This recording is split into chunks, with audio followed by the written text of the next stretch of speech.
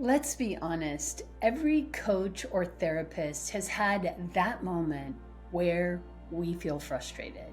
The person we're working with seems to be resistant. Maybe they are avoiding the deeper topics, unwilling to go below the waterline, or they just shut down completely, and we want to fix it.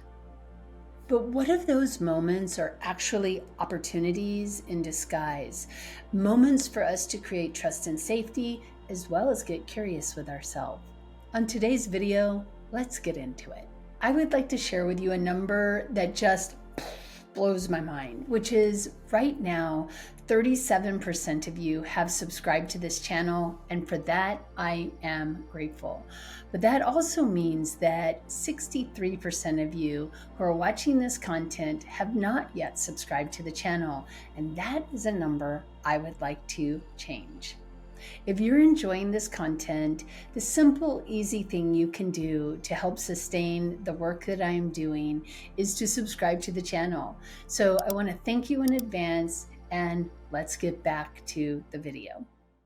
In my last video, we talked about resistant clients and what that resistance might be telling us. In today's video, we're going to talk about what's going on with us as the coach or therapist when working with people who may not be showing up feeling safe and ready to dive into the work. And just to reiterate, resistance is just information. It isn't telling you anything about whether you're doing it right or wrong, or if there's a problem with the person that you're working with. People are resistant about a lot of different things, and it often, again, is that way of being self-protective. The first thing I want to talk about is something that Dan Siegel talked about, and he really uses it as the hand model of the brain. So let's say this is your spinal cord right here, and this is your brain stem. And so what we have here is basically our oldest, most reptilian brain. And then on top of that, we have our amygdala. So this is really our old brain going on right here.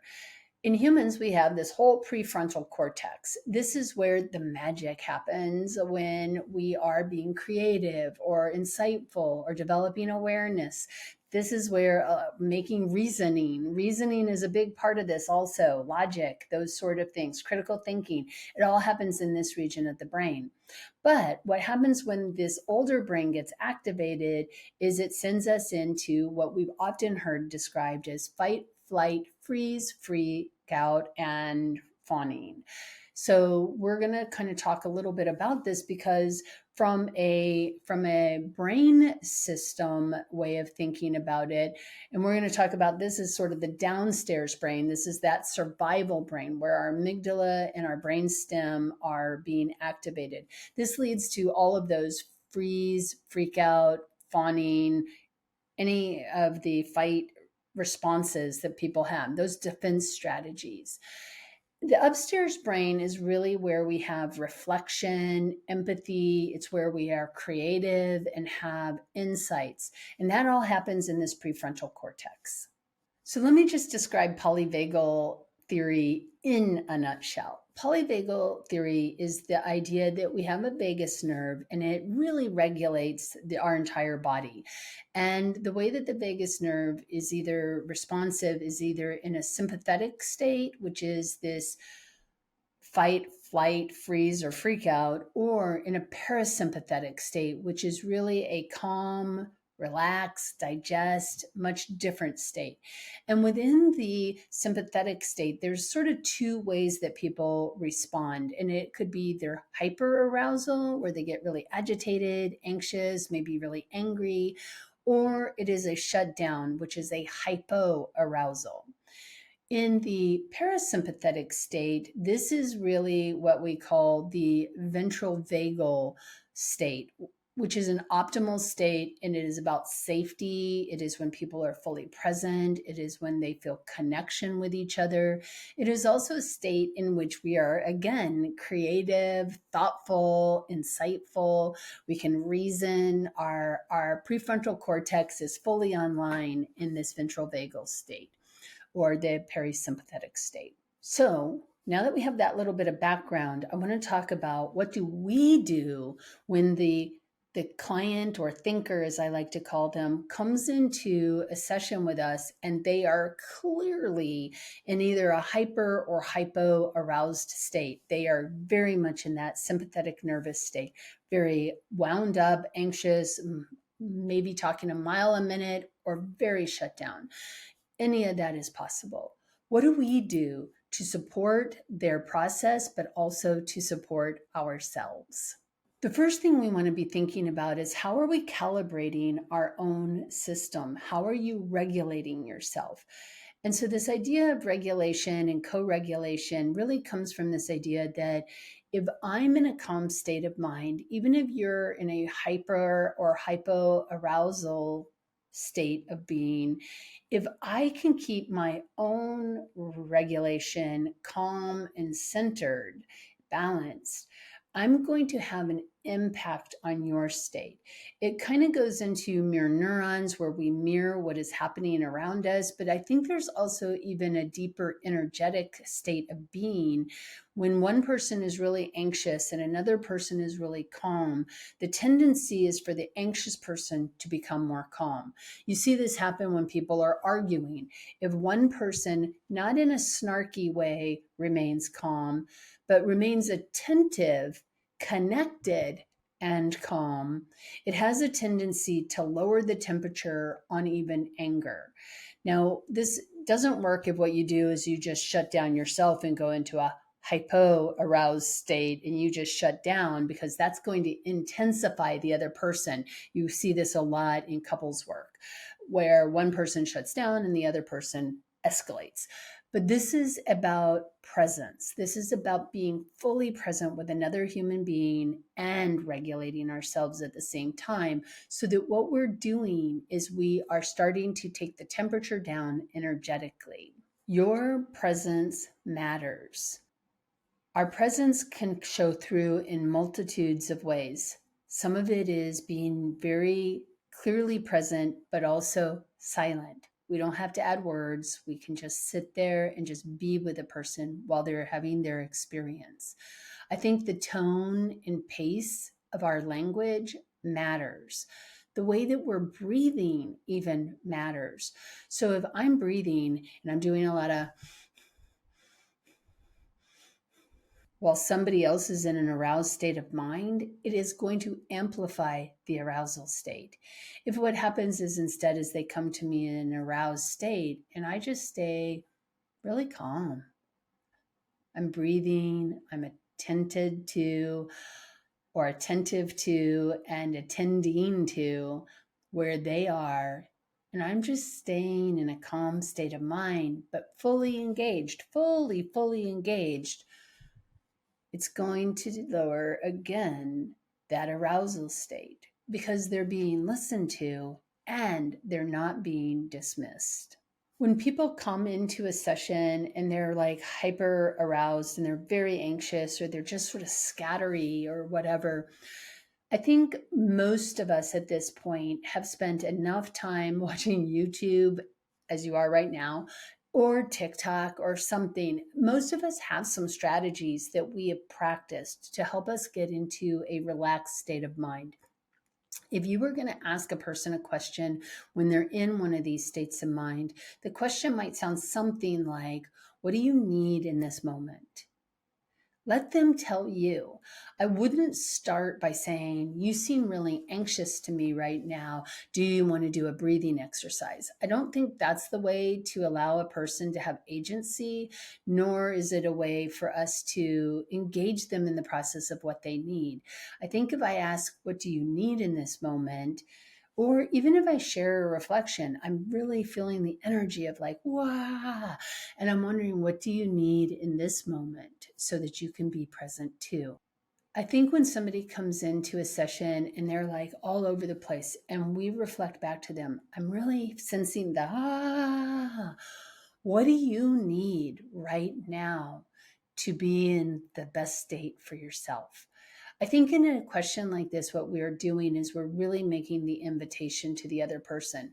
And again, because so many people have watched TikTok or YouTube, what we can probably expect is that the person's going to have some tool that they've learned somewhere along the way, whether it's a breathing exercise, and often it's a breathing exercise. Breathing exercises are amazing, but we don't need to bring it. So part of what we might need to do is just ask.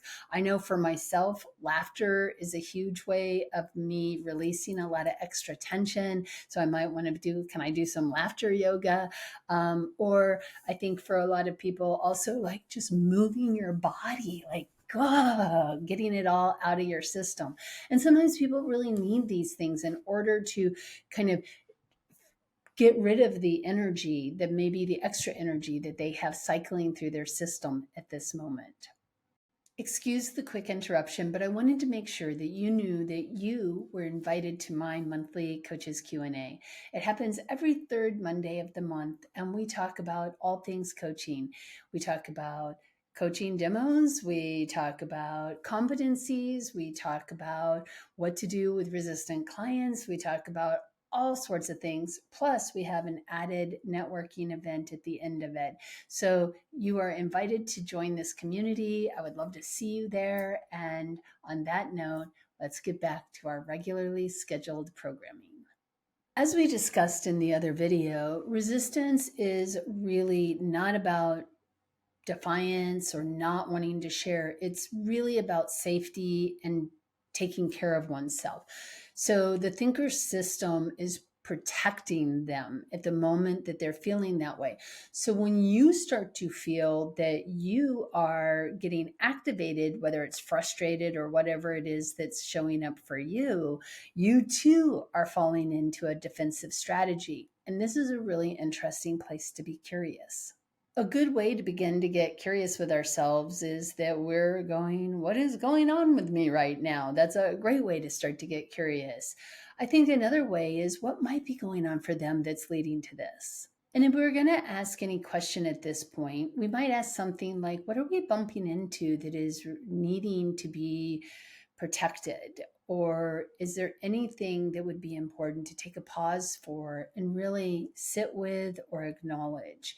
In these ways, we can really acknowledge that something's shown into the space, but we're not guiding the person into a specific way of handling it. There's a trauma-informed way of working with people that I think benefits therapists and coaches to understand.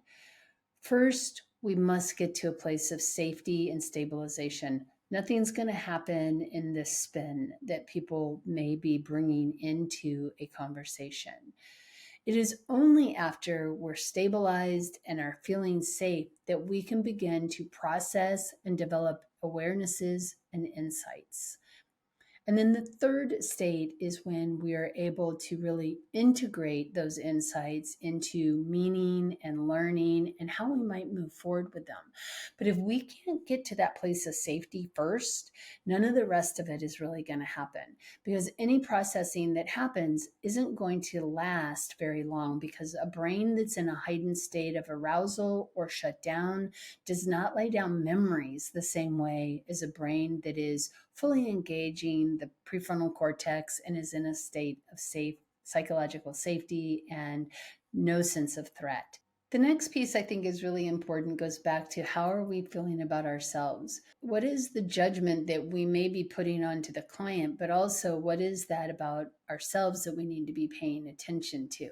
So anytime you notice judgment, like this client is really driving me crazy, or I'm feeling really frustrated, or what do I need to do, or we've been here before, or whatever it is that you might be thinking in your own head, it's an opportunity to get curious with yourself about what's going on. What's the belief or value that is being activated?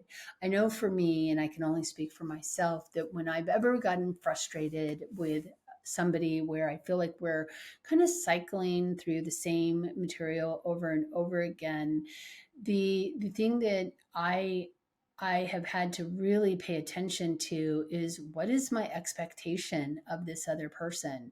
And if I have an expectation that I should be able to fix this or help them, or they should be able to move past it, I maybe need to look at my expectations, because people will move past what they need to move past when they're ready to do so. and not a minute before.